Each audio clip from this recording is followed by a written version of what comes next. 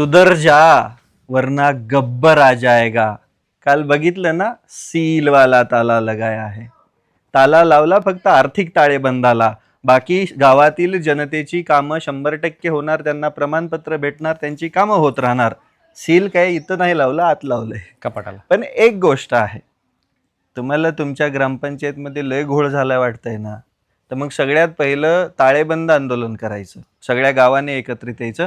आता मी या माझ्या गावाला अगदी सुंदर बनवणार आहे, सरपंच नाही होणार आहे मी, पण सुंदर बनवण्यासाठी काय करायचं तर प्रश्न विचारायची ताकद ठेवायची, वेळ पडली तर सीलवाला ताला पण लावायचा. पण गावांचा विकास होणं सगळ्यात जास्त जरुरी आहे, कारण की गावातील काही भिकार चोट चाबी वाला ताला नहीं, सील वाला ताला लगाऊंगा. कागदामध्ये घोडे नाचवतात, दलिंदर पैसे कमवतात, जनतेचा पैसा खातात आणि वरतून रुबाब गावातील प्रश्न विचारणाऱ्या तरुण पोरांवरती हाणतात.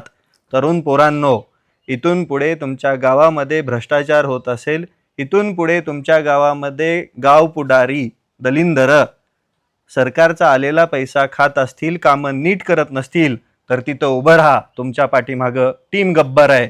आपल्याला त्या प्रत्येक गावामध्ये ज्या गावाचा विकास करायचा आहे, ज्या गावातील तरुण पोरं तयार होणार आहे, त्या प्रत्येक गावामध्ये टीम गब्बर स्थापन करायची आहे.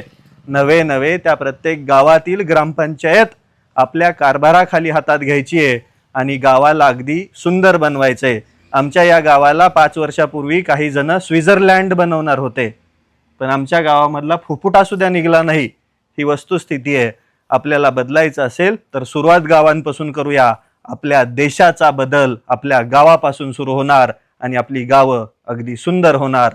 आणि त्या प्रत्येक ग्रामसेवकाला माझं सांगणं आहे, तुम्ही जर जनतेची पिळवणूक करत असाल तर सुधरा, टीम गब्बर येते.